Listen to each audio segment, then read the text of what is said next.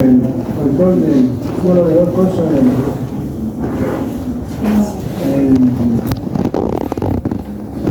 portero.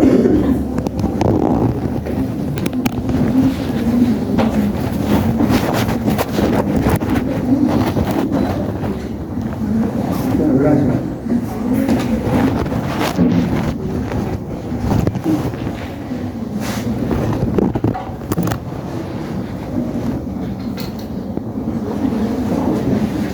Vamos a ver un cuento entonces luego de los antibióticos de la familia de las lincosamidas.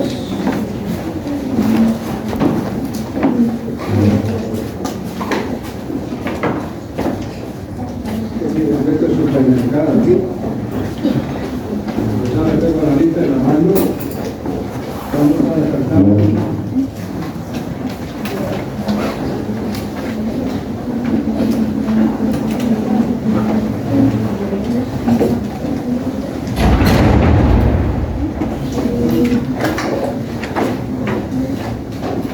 Quiero ver mi dos celulares en la mano.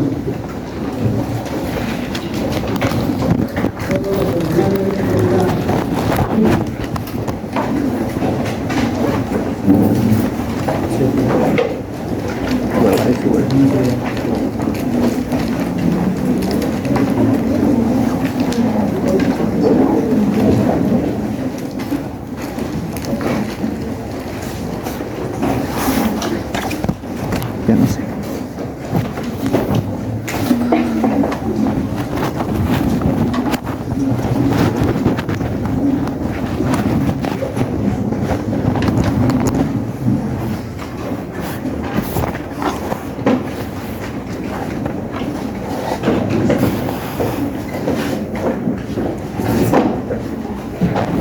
Bueno, aquí tenemos otro tema de la licosamida. Vamos a comenzar rápidamente porque después que no tienen las exposiciones.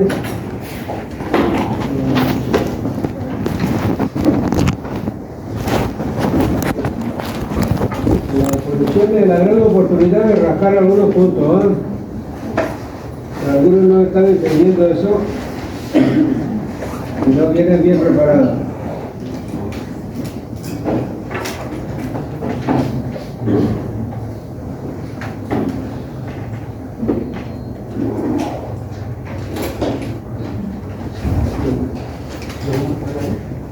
La luna para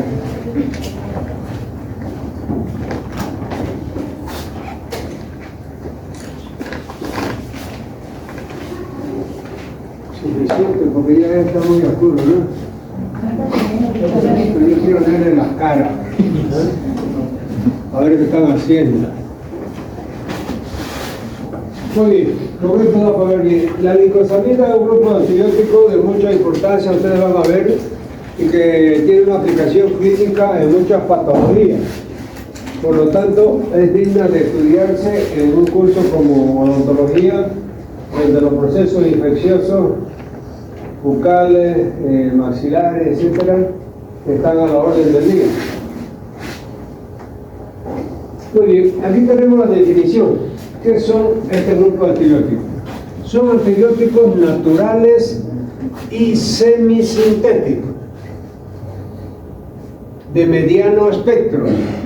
Fíjense que este término mediano, porque hasta ahora hemos aprendido de gran espectro o pequeño espectro, ¿no?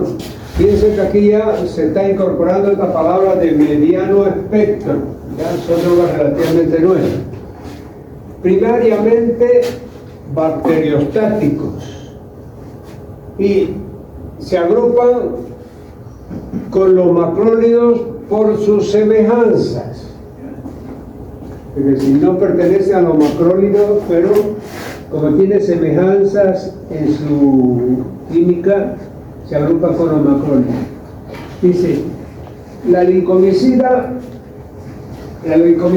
fue el primer antibiótico que se descubrió de este grupo, la lincomicina. O sea, dentro del grupo de las lincosamidas, la lincomicina fue la primera que apareció y se descubrió. Se obtuvo de cultivos de Streptomyces linconensis. Eso no lo voy a pedir, ¿no? Lo importante es que sepan que es relativamente nuevo y que pertenece, los ha agrupado en el grupo de los macrólicos. Vamos a la siguiente. Mecanismo de acción. ¿Cuál es el mecanismo de acción de esta droga? Primero, actúan impidiendo la síntesis de proteína bacteriana a nivel de la subunidad 50 de los ribosomas. Pueden comportarse como bacteriostáticos o como bactericidas. Entonces, fíjense también, esta es una propiedad bastante peculiar en este antibiótico, porque hasta ahora hemos visto o los antibióticos son bactericidas, o sea, matan la bacteria, o son bacteriostáticos, solamente disminuyen su crecimiento, ¿no verdad? Entonces, fíjense que ya tiene en determinadas oportunidades de bactericida, se comporta como bactericida, destruye la bacteria, la mata, y en otros momentos se constituye como bacteriostático, ¿no? Entonces, según su concentración en el medio, el microorganismo, la densidad de población de la bacteriana y la fase de crecimiento. Entonces, según la población bacteriana, según la localización, se va a comportar como bactericida o como bacteriostático. Eso es algo bastante curioso y nuevo hasta ahora en los antibióticos. Sigamos. Lincosamina, farmacocinética de la clindamicina. Entonces, estamos viendo otro elemento representante de este grupo, que es la clindamicina. Ya vimos el primero, ahora vamos a ver la clindamicina. La clindamicina, ¿cuáles son las características farmacocinéticas? Primero, se absorbe vía oral. Segundo, su biodisponibilidad es del 90%. ¿Qué quiere decir? El 90% del antibiótico se aprovecha y está disponible cuando se absorbe en la sangre. Semivida de 2 a 2.5 horas. O sea, la vida media de este antibiótico activa dentro del torrente sanguíneo es una semivida de 2 a 2.5 horas. La penetración en los tejidos óseos y pulmonar, es decir, penetra en los tejidos óseos y pulmonar. Y segundo, no atraviesa la barrera hematoencefálica. ¿Qué quiere decir? Si nosotros tenemos una meningitis o alguna patología encefálica, es decir, el antibiótico debe ir por el líquido cefalorraquídeo, ¿no verdad? Esa es la barrera hematoencefálica. Entonces hay antibióticos que penetran la barrera hematoencefálica, o sea, van al líquido cefalorraquídeo y pueden tratar una meningitis, etcétera, etcétera. Y hay otros que no penetran. Este es uno de ellos, que la penetración en tejido óseo y pulmonar, y aquí no atraviesa la barrera hematoencefálica, por lo tanto no puede darte para tratar problemas encefálicos. Y por último, se metaboliza en el hígado y se elimina en la bilis y en la orina. Entonces, es metabolizada en el hígado y eliminada por la bilis y por la riñón en la orina. Muy bien, sigamos.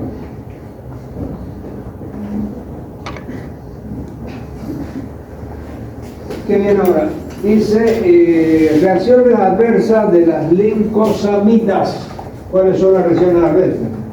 Primero, náusea, vómitos y dolor abdominal. Entonces, síntomas gastrointestinales: náusea, vómito y dolor abdominal, hipocómico. Segundo, adicionalmente puede causar bloqueo neuromuscular y síndrome de Stevens-Johnson. ¿Ya? Después vamos a ver qué es el síndrome de Stevens-Johnson. Sin embargo, lo más grave es que puedan producir una diarrea asociada a Clostridium difficile y colitis pseudomembranosa. Y hemos visto que ese famoso Clostridium difficile, hemos visto ya en varios fármacos que su uso indiscriminado, es decir, acaba con la flora bacteriana del intestino grueso sobre todo. Porque, ¿qué va a pasar? Nosotros tenemos, ya les he dicho, una flora bacteriana patógena y una flora bacteriana saprófita. La flora bacteriana patógena es la que produce las enfermedades. Y las saprófitas son gérmenes que están dentro del organismo, son mucho más numerosos que los patógenos y son benignos, es decir, el organismo necesita de ellos para la simbiosis a nivel intestinal. Entonces, cuando nosotros indicamos al paciente medicamentos antibióticos muy poderosos, es decir, y que destruyen indistintamente la flora patógena y la flora saprófita. Entonces, la destrucción de la flora saprófita hace que crezcan más los microorganismos patógenos. Entonces, ese equilibrio debe mantenerse de que sean mucho más los saprófitos que los patógenos. Ya de esa forma, es decir, mantenemos la indemnidad de la estructura digestiva sobre todo. Ahora, en este caso, cuando nosotros estamos utilizando este tipo de antibióticos, como en este caso, si se da mucho tiempo, puede comprometer la flora saprófita y hacer que aparezca este Clostridium difficile y produzca una colitis pseudomembranosa que es grave. El paciente tiene diarrea durante meses, ¿ya? Entonces se va deshidratando, va perdiendo masa muscular, va disminuyendo su defensa y a veces acaba falleciendo el paciente, ¿ya? Entonces esa es una complicación justamente con este Clostridium difficile, ¿ya? Que es el que se activa cuando se dan este tipo de antibióticos que destruyen la flora saprófita normal. Pero que a veces hay que hacerlo porque es el único que está indicado de la patología que queremos combatir. Muy bien, sigamos. Otras reacciones poco comunes incluyen eritema multiforme, síndrome exudativo, síndrome Stevens-Johnson, la aparición de unas lesiones maculares, exfoliativas en piel, ¿no, verdad? Este famoso síndrome de Stevens-Johnson, ¿ya? Comienza con unas manchas en la piel, eso se va resecando la piel, se va exfoliando y van quedando las lesiones en lo vivo prácticamente. Entonces es el famoso síndrome de Stevens-Johnson, que es una reacción alérgica determinada, aparece como reacción alérgica determinada. Dice, incremento reversible del aspartato, aminotransferasa y de la alanina. Aminotransferasa, granulocitopenia, trombocitopenia, reacciones anafilácticas. Pero aquí hay que rescatar, es decir, sobre todo estos tres cuadritos, para que ustedes vayan memorizando y formándose ese esquema mental. Porque si queremos memorizar todo es imposible, ¿verdad? Entonces, las principales reacciones adversas de las glincosamidas son náusea, vómito y diarrea, la parte abdominal. Náusea, vómito y dolor abdominal. Después tenemos, adicionalmente, hay bloqueo neuromuscular y síndrome exfoliativo de Stevens-Johnson. Sin embargo, también puede haber una alteración de la flora bacteriana, es decir, destruyendo la saprófita y activándose la patógena y llegar a este Clostridium difficile, que en pacientes normales ese Clostridium pasa desapercibido, pero cuando se acaba con la flora saprófita, este Clostridium difficile se hace patógeno altamente agresivo en estos pacientes y provoca este tipo de colitis pseudomembranosa que produce diarrea de meses y meses, ¿ya? Muy bien. Después, lógicamente, granulocitopenia, trombocitopenia y hasta llegar al shock anafiláctico, que es una gradación. ¿Usted entró o se cambió de lugar? Me cambié de lugar. Ah, se cambió de lugar. Entonces esa puerta no, porque no pega. Bueno, muy bien. Sigamos esto. Indicaciones terapéuticas de la glicosamida. Entonces vamos a ver en qué tipo de patología están indicados estos antibióticos, que como ustedes han visto, tiene bastante cosas diferentes de los antibióticos. Primero, tiene, es decir, un espectro de acción mediano, que es la primera vez que escuchamos hablar, ¿la verdad? O es de gran espectro o es de pequeño espectro, ¿la verdad? Y hemos dicho que también él se acomoda un poco a la patología, o sea que a la dosis. Si nosotros damos dosis masiva, se vuelve bactericida. Si damos dosis menores, se vuelve bacteriofágico, ¿verdad? Y hemos visto que dentro de sus efectos adversos producen esos tres que habíamos visto: trastornos gastrointestinales, síndrome de Stevens-Johnson y hasta llegar a problemas neurológicos a veces graves. Muy bien. Ahora, ¿en qué patología está indicado? Primero, infecciones estafilocócicas. ¿Ya? Las infecciones estafilocócicas son muchas, lógicamente, pero ya nombrando solamente el agente etiológico, ya nosotros después podemos pensar desde un absceso de piel, un absceso de tejido celular subcutáneo, ahí siempre está el estafilococo, ¿no, verdad? Pero están muchas patologías bucales, donde hay absceso de encías, etc. Bueno, infecciones en la osteomielitis, que generalmente se consideran cuadros graves porque es la infección del hueso, ¿no, verdad? La médula roja del hueso, ahí está la infección, y justamente son los productores de todas las células de la serie blanca y de la serie roja, ¿no, verdad? En las plaquetas. Entonces, va a ser infecciones graves. Tercero, neumonía. Neumonía, bronconeumonía, como ustedes saben, esta a veces puede ser grave también y matar al paciente. Celulitis, que es la infección de la piel y tejido celular subcutáneo. Antrax, ustedes lo hemos visto antrax, ¿no? Ya, el antrax es una patología producida por el Bacillus anthracis, ¿ya? Después vamos a verlo nosotros porque está también en el programa. Sepan ustedes que es una patología grave, que hay varios tipos de antrax, ¿no, verdad? Hay un antrax gastrointestinal, hay un antrax cutáneo, hay una forma respiratoria de antrax, pero vamos a ver. Sepan que forunculoso, aquí están viendo todos los cuchichis de la vida, los que salen desde la nalga hasta la punta de la nariz, generalmente son por estafilococo. Impétigo se le llama en dermatología, ya ustedes, no sé si ustedes van a cursar después tal vez la materia de las patologías dermatológicas o son dermatitis o son dermatosis, ¿ya? Y generalmente se le llama de impétigo a cualquier lesión dérmica ya infectada con una bacteria. ¿Entiendes? O sea, cuando la lesión dérmica, ya sea una dermatitis o una dermatosis, se infecta con poblaciones bacterianas de cualquier tipo, ahí ya se habla de impétigo, que quiere decir que una lesión de piel infectada. Bien. Y el erisipela, también ustedes saben que el erisipela es una lesión producida por el estreptococo y es bastante peligrosa a veces porque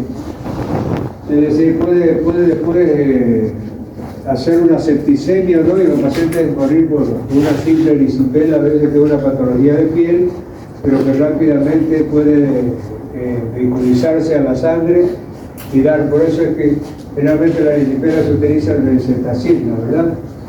El bencetacil es una...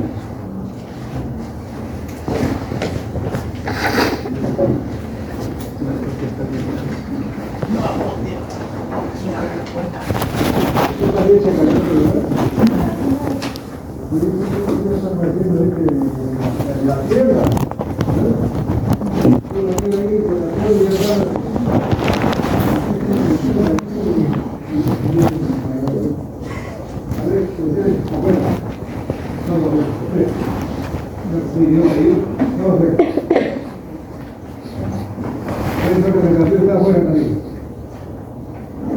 Usted está después que yo cerré la puerta.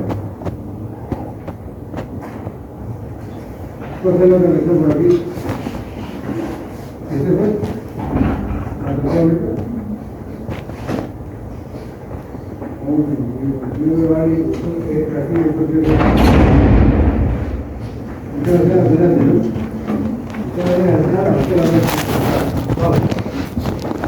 Entonces, toda esa patología hemos visto que trata este grupo de antibióticos llamado las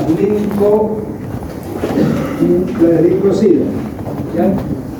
Entonces, fíjense que son 8 patologías específicas, bien indicadas y que la hemos masticado y digerido en estos últimos 5 minutos. Infección estafilocócica, osteomielitis, neumonía, celulitis, antraforunculosis, impétigo y erisipela.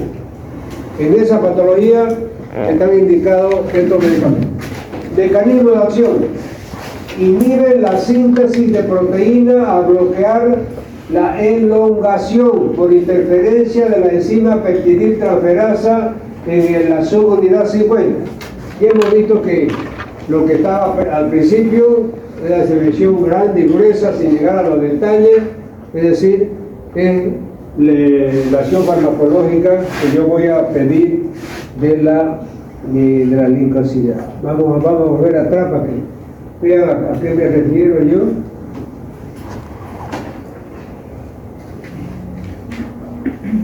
Aquí está, mecanismo de acción. Actúan impidiendo la síntesis de proteínas bacterianas a nivel de la unidad 50 de los ribosomas. Con eso me va. Yo no voy a pedirle más exquisitez encima.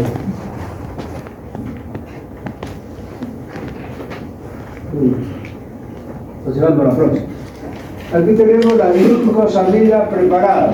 Entonces vamos a ver, porque ustedes saben, en farmacología han dicho que hay todo un esquema, ¿ya? Y ese esquema está dentro de la bula que se llama, o sea, las indicaciones del medicamento, de todo el remedio que se vende. Dentro de la cajita viene el medicamento, ya sea inyectable, el supositorio, lo que sea, y viene una lista con todo lo referido al medicamento. Entonces, todas esas referencias son, por ejemplo, primero, posología. Posología es la dosis que debe darse, ¿ya? Después, efectos adversos, ¿vale? Efectos colaterales, efectos tóxicos.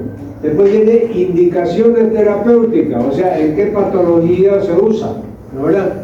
Nosotros ya hemos visto esas 8 patologías bien extensamente. Preparado, o sea, en qué forma se expende en la farmacia, si es inyectable, si es comprimido, en cápsula, en supositorio, en jalea, en pomada, en crema. Entonces hay un monte de formas de preparar, que son las formas como se expende el medicamento al público. Muy bien. Entonces fíjense que aquí estos medicamentos que pertenecen a la glicosamida, hay en ampolla de 600 miligramos, o sea, 4 mililitros con 600 miligramos, en óvulos, en cápsulas y en crema. Estamos hablando del nombre comercial, que es la clindamicina. ¿Ya? Entonces aquí está clindamicina y lincomicina. Son las dos formas farmacéuticas en que se vende este grupo de personas, que son las más conocidas, ¿no? Clindamicina de 600 y lincomicina.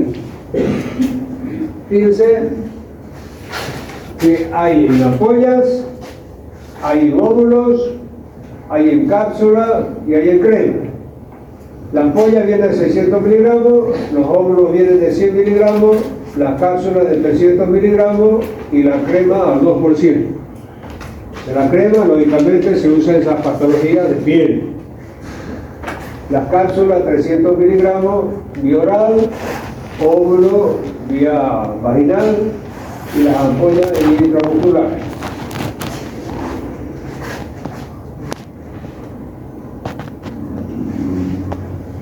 Vamos a ver aquí los antibióticos polipeptídicos. Los antibióticos polipeptídicos son 3: la polinicina B, la colistina y la bacitracina. Estos se estudian también unidos a los anteriores porque tienen algunos elementos bastante similares. Entonces, pero ya pertenece, fíjense, a la familia de los polipeptídicos. Los otros eran las glicosamídeas, ¿no?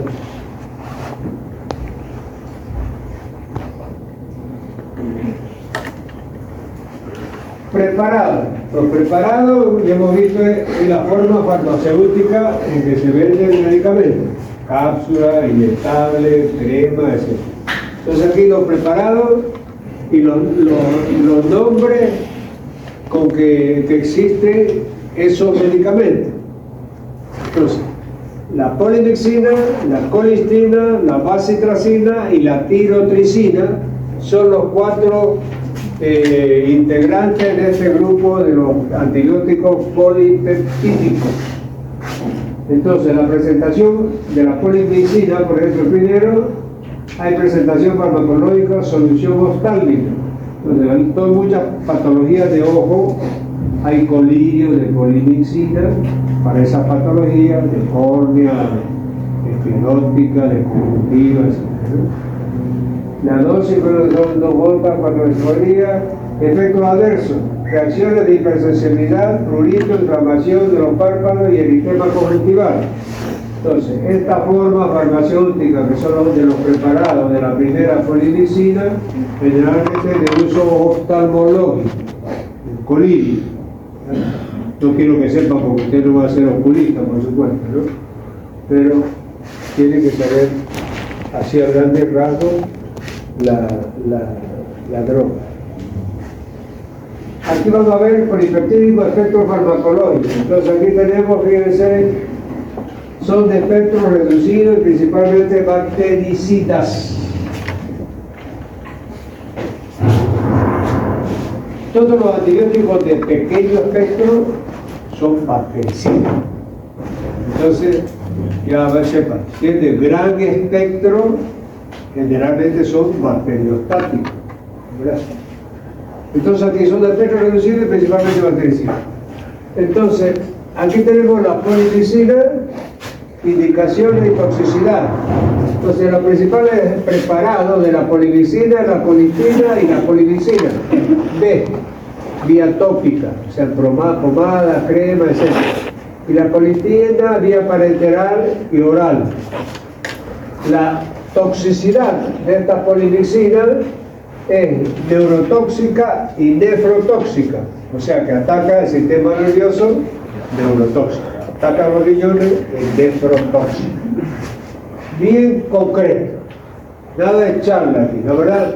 Cuando ustedes en su resumen ponen polimixina, indicaciones de la colistina, es decir, vía parenteral oral, la polimixina vía tópica. ¿Cuáles son los efectos adversos? La toxicidad, son neurotóxicos y nefrotóxicos. Nada.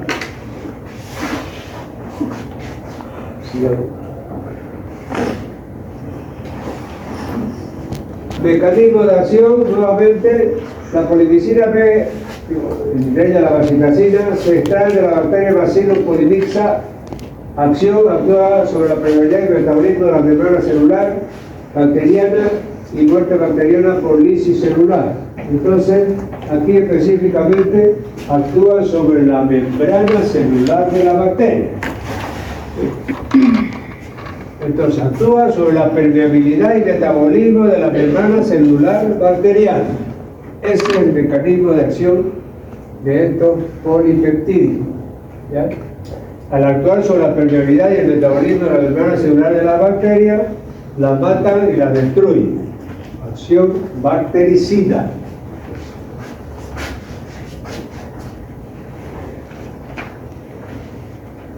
Aquí vamos a ver la toxicidad de estos medicamentos que estamos viendo. Pueden originar fenómenos tóxicos, sobre todo los renales. En cambio, en aplicaciones tópicas son inocuos y no se producen fenómenos de sensibilización. La polimixina es más tóxica que la colistina. Entonces, generalmente son poco tóxicos, ¿no?, cuando se aplica en piel.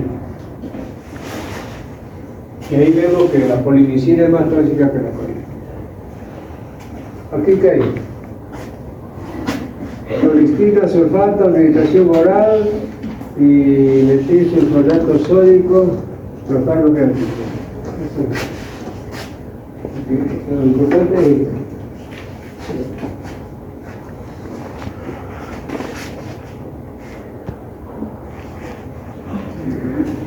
Nuevamente vamos a ver indicaciones terapéuticas de los polipeptídicos, interacciones sistémicas por bacilo gram negativo, las infecciones producidas por pseudomonas, la colitina y en menor grado la polimicina son drogas de última elección por su toxicidad.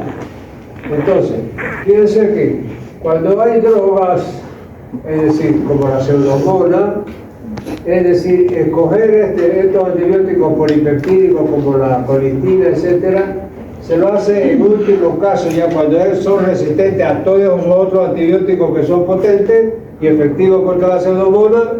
Es decir, recién se escogen ya los polipeptídicos,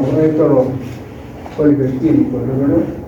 Como la policina y la colitina. O sea que son los últimos en la elección en situaciones de infección por pseudomonas. Infecciones cutáneas y mucosas se utiliza la bacitracina y el zinc en los procesos infecciosos cutáneos. Entonces, que se le quede por lo menos que esta polimicina se utilizaba mucho en la parte de oftalmología, ¿verdad? Y la colitina también se puede dar en el proceso gastrointestinal. Contra todo esta gama de microorganismos, Enterobacter, Escherichia coli, Klebsiella, Salmonella, Pasteurella, Bordetella y Shigella. ¿Ya? Ustedes sepan, como les digo, para que se vayan más o menos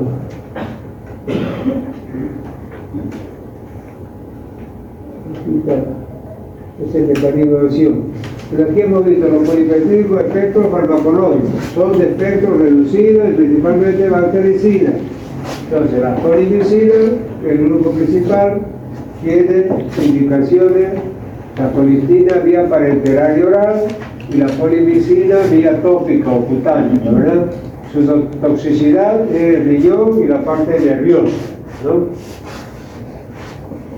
Ahora, acá lo que podemos resumir era de que, por ejemplo, dice indicaciones terapéuticas de los polipeptídicos, interacciones sistémicas por bacilo gram negativo en las infecciones producidas por pseudomonas. Entonces, en las infecciones producidas por pseudomonas, la colitina y en menor grado la policina son drogas de última elección, ¿ya? O sea que no se debería dar en el último de los casos. Antes de eso hay que buscar otras drogas que ya hemos visto nosotros, vancomicinas, etc. En infecciones cutáneas y mucosas se utiliza la bacitracina. No, vamos. Aquí qué dice, antibióticos glucopeptídicos nuevamente, aquí está, vancomicina y teicoplamina. Dice, bactericida, actúan interfiriendo con la formación de la pared bacteriana, evitan por impedimento estérico que se formen las cadenas de peptidoglucano que constituyen la estructura básica de la pared bacteriana. Entonces aquí tiene que decir, destruyen la pared bacteriana. No me conformo con eso, fíjense que aquí está en negrito. Si yo le pregunto, ¿cuál es el mecanismo de acción de los antibióticos glucopeptídicos? Destrucción de la pared bacteriana. ¿Cuáles son los elementos? Los preparados que se venden, vancomicina y teicoplanina. Uso de los glucopeptídicos, tratamiento de infecciones por gram positiva, productores de beta-lactamasa, en especial ocasionadas por estafilococo, meticilino resistente y otros casos de resistencia múltiple a los antibióticos. A veces el tratamiento de infecciones del gram positivo en el paciente alérgico o antibióticos beta-lactámicos. Entonces, fíjense, esta familia de antibióticos, los glucopeptídicos que acabamos de ver, entre ellos está la vancomicina, teicoplamina, es decir, está indicado en gérmenes resistentes a los otros antibióticos. Se llaman gérmenes resistentes a la beta-lactamasa. ¿Qué son las beta-lactamasas? Son enzimas que producen las bacterias y que destruyen a los antibióticos. Entonces, antes de que aparezcan los antibióticos contra gérmenes resistentes a la beta-lactamasa, usted daba el antibiótico y el antibiótico era agüita de palta para el germen, porque el germen ya se había adaptado y había producido una enzima que era la beta-lactamasa que destruía al antibiótico. Entonces, en vez de que el antibiótico destruya a la bacteria, esa beta-lactamasa producida por los gérmenes resistentes destruía el antibiótico y el microorganismo se mataba de risa, ¿verdad? No le hacía efecto. Entonces, ahí aparecieron estas familias de antibióticos que son efectivos contra gérmenes resistentes por productores de beta-lactamasa. Entre ellos está aquí esta vancomicina y esta icopramida.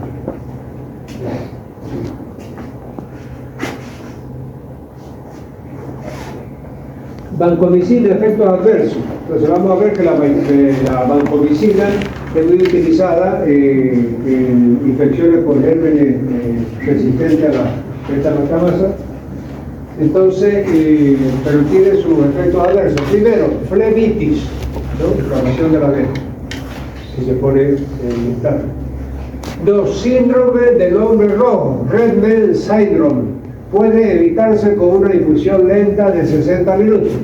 O sea, que si se la hace rápido, hay una hiperemia de piel y se pone rojo, ¿verdad?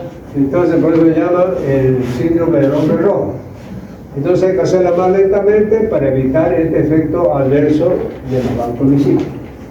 Tercero, hipotensión. También hay que hacerlo lo más lento posible porque puede haber una caída en la presión arterial y producir un cuadro de hipotensión, a veces es importante. Cuarto, el riesgo potencial más severo es sobre el nervio auditivo, lo que es poco frecuente con las concentraciones séricas habituales. El riesgo aumenta en tratamientos prolongados y cuando se le asocia con aminoglucosa. Entonces es ototoxicidad, si se da en dosis masiva y por largo tiempo. Ocasionalmente produce toxicidad vestibular, aunque en la asociación con otras drogas nefrotóxicas como el aminoglucósido aumenta el riesgo de esta toxicidad. Entonces, hasta aquí hemos visto ototóxico, el nervio auditivo, y también puede ser atacar el nervio vestibular y dar trastorno del equilibrio, ¿verdad? El nervio vestibular es encargado, como ustedes saben, del oído interno, de los conductos semicirculares, el ventrículo, el sáculo, el caracol óseo, etcétera, son encargados de la parte del control del equilibrio, ¿no? Erupciones alérgicas y fiebre son raras. La neutropenia solo se observa el 2% de ser descrito trombocitopenia y eosinofilia. Entonces puede dar también neutropenia, o sea, disminución de los neutrófilos, y puede haber trombocitopenia, disminución de las plaquetas, etcétera, pero son rarísimas, ¿no? Ustedes han visto que ustedes abren la mula de un remedio y hay 500.000 reacciones adversas, reacciones tóxicas, que si uno se impresionara por eso, no recetaría nada, ¿no? Porque siempre hay algo. Pero son, porcentualmente son bien pequeños, o sea, son raras, ¿verdad? Entonces eso hace que la industria farmacéutica haya proliferado sustancialmente, porque el antibiótico, después que se descubre, después que se lo prueba en humanos, es decir, lo que se llama la prueba clínica, que se hace un grupo de pacientes, un grupo ciego que se llama, o sea, 2 o 3 grupos de pacientes, a uno se le da el medicamento, a otro se le da un placebo, a otro se le da el medicamento, a otro se le da un placebo. Entonces, ¿para qué? Se llama, son investigaciones que son duplas ciegas, las investigaciones. Eso para evitar de que haya la intencionalidad del investigador de promocionar su producto como excelente y espectacular. Entonces, al dar el medicamento, hay a uno que se le inyecta o se le da por boca, dependiendo de la forma farmacéutica, pero nadie sabe a quién se le dio y a quién no se le dio. Entonces, cuando vienen las reacciones adversas, uno puede ya, con toda la propiedad y la seriedad del caso, saber si realmente la reacción adversa fue del que tomó el medicamento o es un invento está fingiendo aquel que no tomó el medicamento, ¿verdad? Muy bien, entonces esos son los efectos adversos de los medicamentos. Vamos a ver ahora vancomicina, espectro antimicrobiano, o sea, en qué patología se da. Activa fundamentalmente contra bacterias gram positivas, Staphylococcus aureus, Staphylococcus epidermidis, metilina resistente, enterococo, streptococo, neumonía, clostridio, colibacterias. No actúa contra bacterias gram negativas y hongos. Entonces el espectro es bacterias gram positivas. Nada. Vancomicina. Pero sobre todo, es decir, resistente, ¿no es verdad?, a las otras bacterias, es decir, que produce, es decir, esa enzima que produce resistencia a los herpes. Entonces, el Clostridium difficile es una bacteria comensal del intestino humano. Comensal quiere decir saprófila, que no produce enfermedad. En una minoría de la población, los pacientes que han estado largo tiempo hospitalizados o en residencias de cuidados especiales tienen una mayor probabilidad de ser colonizadas por este organismo. En pequeño número, no tiende a causar daño de significado clínico. Los antibióticos, en especial los de amplio espectro, causan un desequilibrio de la flora intestinal, llevando a una sobrepoblación por el Clostridium difficile. Ello conlleva a la colitis pseudomembranosa. Eran los que yo les acabo de explicar, ¿verdad? Pacientes internados, pacientes crónicos que han recibido durante mucho tiempo antibióticos, es decir, se destruye, hay un desequilibrio en la flora bacteriana, se destruyen mucho los saprófitos y predominan los patógenos, y ahí viene esa diarrea pseudomembranosa que complica la enfermedad del paciente. Aquí vamos a ver presentación y dosis. La vancomicina, entonces, ¿en qué forma se vende? Bueno, aquí está la conclusión, ya hemos visto, ¿no? El glipopéptido, bactericida, eso ya lo hemos visto. Antídoto, para si hay alguna reacción alérgica, metilprednisona o hidrocortisona, pero que está de siempre, corticoides, ¿no? Es decir, es un shock anafiláctico, ¿no? Uno efecto adverso grave. Presentación de la vancomicina, ampolla de 500 miligramos, ¿ya? La dosis de 500 miligramos se da cada 12 horas. Lactante y niño ya debe ser por kilo peso, ¿no?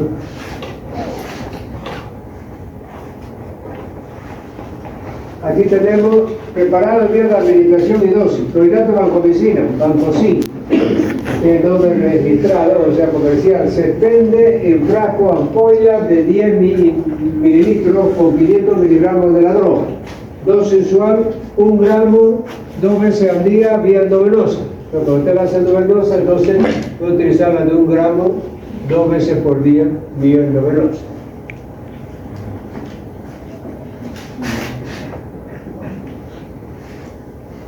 Aquí tenemos rifamicinas, se trata de Retamichi, mediterránea, rifamicina verde, no ser la más activa, y por oxidación, hidrólisis y reducción se llevó a la rifamicina sódica, rifosina, semisintética más potente que la anterior, pero que requiere la vía parenteral para su administración.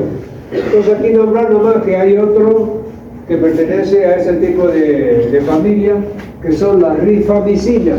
Esto es importante porque este antibiótico, y se lo doy también a ustedes, entra en el esquema para el tratamiento de la tuberculosis, ¿ya? Usted sabe que el tratamiento de la tuberculosis es complicado, dura como 1 año, ¿de verdad? En donde se hacen varios medicamentos, ¿de verdad? Es decir, hay etambutol, rifampicina, pirimetamina, se puede hacer streptomicina, que es ototóxica también, que se hace inyectable, que hay que dar los 6 meses, primero esos 5 antibióticos, muchos pacientes no aguanta, le da como una hepatitis, le da ictericia, por eso abandonan el tratamiento, y después de abandonar el tratamiento el germen se hace resistente, y ya esos medicamentos normales ya no le hacen efecto, hay que hacer medicamentos de última generación, mucho más caros, ¿ya? Y los remedios los da el Estado. Es decir, tiene que ir cada mes el paciente con tuberculosis al centro de salud para que le dé su medicamento, para que comiencen aplicárselo, a tomar, etcétera.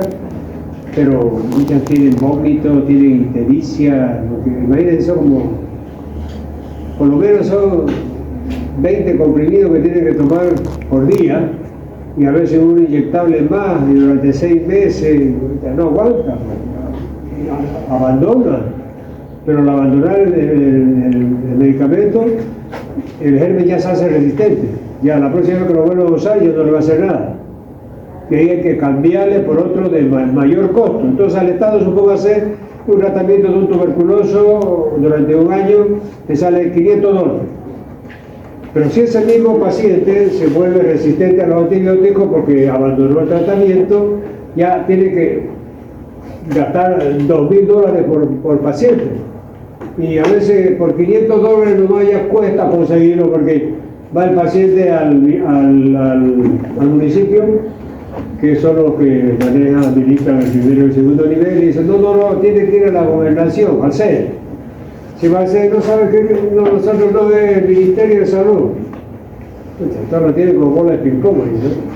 Entonces es un drama para el paciente. Muy bien, la rifampicina es el grado sanitario reprimido, antibiótico conocido como el rentomiche, actividad incluye familia, resistencia, no sirve. Lo importante es todo que sepan que esta rifampicina se utiliza para tratar del esquema clásico de la tuberculosis.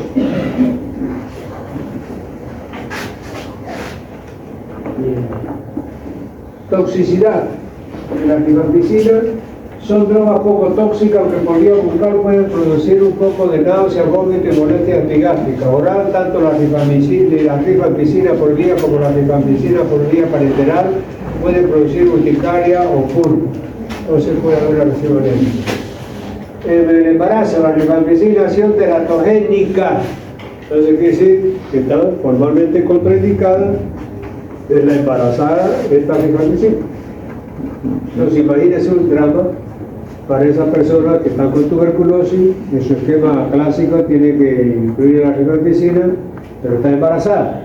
Entonces, lógicamente, la rifampicina va a tener que ser sustituida por algún otro.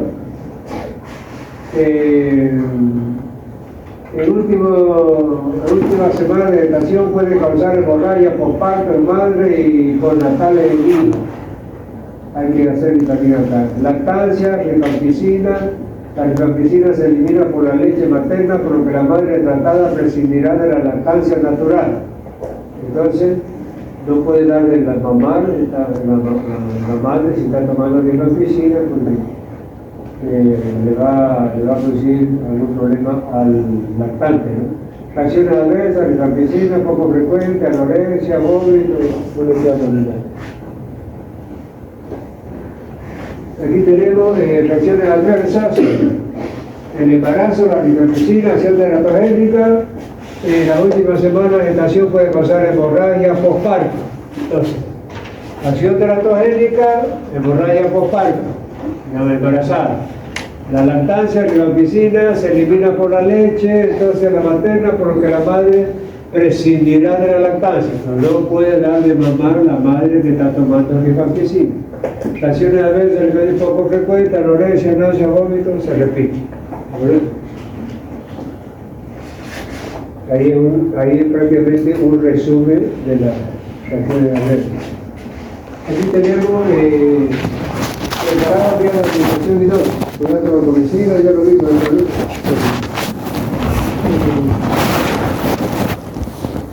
indicaciones terapéuticas, rifampicina, pinoquitocel, de nutrición, hasta ahí va a ser. ¿Ya? Muy bien, voy a tomar lista rápidamente a los papeles.